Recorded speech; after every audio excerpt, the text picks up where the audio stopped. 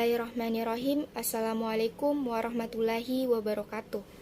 Yang saya hormati Ibu dosen mata kuliah pelayanan prima dan yang saya hormati teman-teman seperjuangan yang saya banggakan. Pertama-tama, marilah kita panjatkan puji beserta syukur atas kehadirat Allah Subhanahu wa Ta'ala, berkat rahmat dan hidayahnya, sehingga kami masih bisa menyelesaikan tugas hasil observasi kami mengenai excellent service dan non-excellent service, yang dimana adapun tempat yang kami lakukan observasi yang pertama yaitu Cafe Lorong dan yang kedua yaitu Rumah Wedding Balkis. Nah, yang pertama di sini saya akan terlebih dahulu memperkenalkan nama-nama kelompok saya. Yang pertama ada Mulyana Angka, lalu yang kedua Fauziah Ramadhani, lalu yang ketiga Andi Kheranisha, lalu saya sendiri Septri Arya. Nah, pertama-tama di sini saya akan menjelaskan mengenai definisi excellent service. Excellent service ini merupakan sebuah usaha yang dilakukan oleh suatu perusahaan atau organisasi tertentu untuk memberikan layanan yang terbaik dan maksimal dengan maksud agar pelanggan atau masyarakat merasa puas dengan layanan yang diberikan.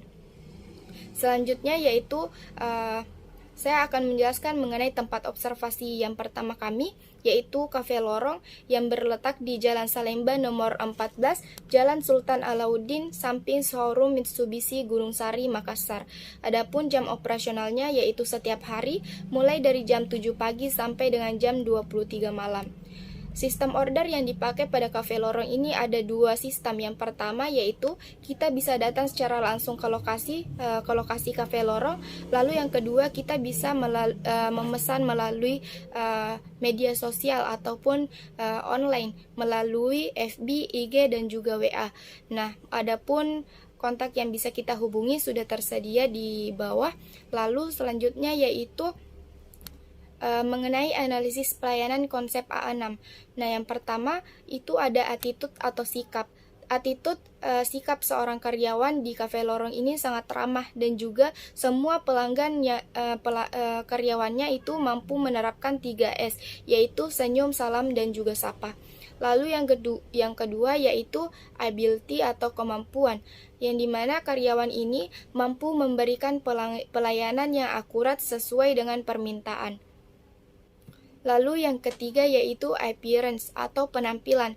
Penampilan mulai dari penampilan fisik, peralatan personil, itu semuanya lengkap sebelum menunjang pelayanan. Lalu yang keempat yaitu attention atau biasa disebut dengan perhatian. Karyawan memberikan perhatian secara personal kepada setiap pelanggan.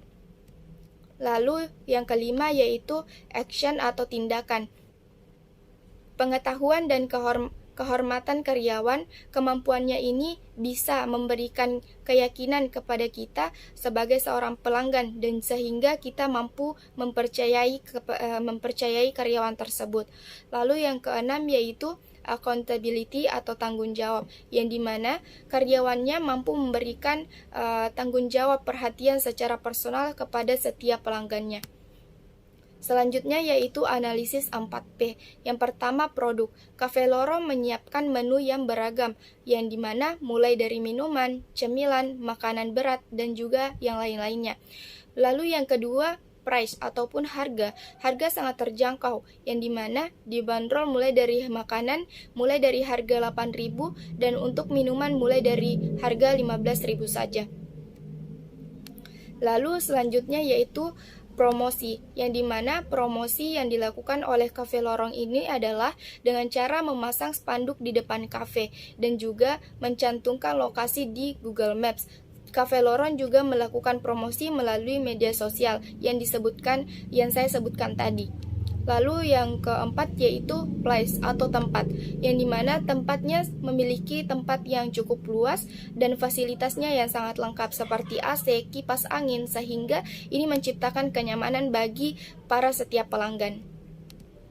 Selanjutnya yaitu analisis SWOT. Yang pertama yaitu kekuatan atau strength. Adapun kekuatan yang dipunyai oleh Cafe Lorong ini yang pertama adalah lokasi yang strategis. Lalu yang kedua yaitu menu yang sangat beragam. Lalu yang ketiga yaitu desain interior yang menarik dan juga sangat modern. Lalu yang keempat yaitu layanan pelanggan yang baik. Analisis SWOT yang kedua yaitu kelemahan atau weakness. Adapun kelemahan yang dipunyai oleh Cafe Lorong ini ada dua, yaitu pertama keterbatasan promosi dan yang kedua yaitu persaingan yang sangat ketat. Lalu yang ketiga yaitu analisis SWOT peluang atau biasa disebut dengan opportunity. Yang pertama yaitu pengembangan menu, lalu yang kedua kerjasama dengan komunitas lokal, lalu yang ketiga target konsumen mencakup semua kalangan. Selanjutnya yaitu ancaman. Ancaman yang dimiliki oleh Cafe Lorong atau biasa disebut dengan threats ini ada dua. Yang pertama, persaingan yang tinggi, lalu yang kedua, perubahan tren konsumen yang bisa berubah sewaktu-waktu. Nah, selanjutnya ini merupakan dokumentasi kelompok kami saat melakukan observasi di Cafe Lorong. Nah, selanjutnya saya akan memaparkan mengenai hasil observasi kami di tempat lokasi yang kedua kami yaitu di Balkis Rumah Pengantin, yang dimana tempat ini bertepatan di Jalan Salemba juga di nomor 14 Jalan Sultan Alauddin samping showroom Mitsubishi Gunung Sari Makassar, depan dari Cafe Lorong tadi. Adapun jam operasionalnya yaitu setiap hari mulai dari jam 7 pagi sampai jam 23 malam. Sistem order yang berlaku di rumah Balkis Pengantin ini ada dua juga, yaitu yang pertama kita bisa datang secara langsung ke lokasi Balkis Rumah Pengantin, lalu yang kedua kita bisa melakukan chatan melalui media sosial yang tertera. Lalu selanjutnya yaitu analisis pelayanan konsep A6. Yang pertama yaitu attitude atau sikap dari karyawan. Attitude dari sikap karyawan ini ramah dan juga semua karyawannya menerapkan 3S yaitu senyum, salam, dan juga sapa. Lalu yang kedua yaitu ability atau kemampuan, yang dimana karyawannya mampu memberikan saran dan masukan sesuai dengan keinginan dan kebutuhan kita sebagai seorang pelanggan. Lalu selanjutnya yaitu appearance atau penampilan. Penampilan fisik dan fasilitas dalam toko lengkap dan juga sangat nyaman. Lalu yang keempat yaitu attention atau perhatian, yang dimana karyawan memberikan pelayanan yang sangat ramah kepada kami sebagai seorang pelanggan. Selanjutnya yaitu yang kelima, action atau tindakan. Pengetahuan mengenai produk yang ditawarkan sangat baik dan juga bisa dipastikan bahwa karyawan tersebut sangat profesional dengan barang yang ditawarkannya.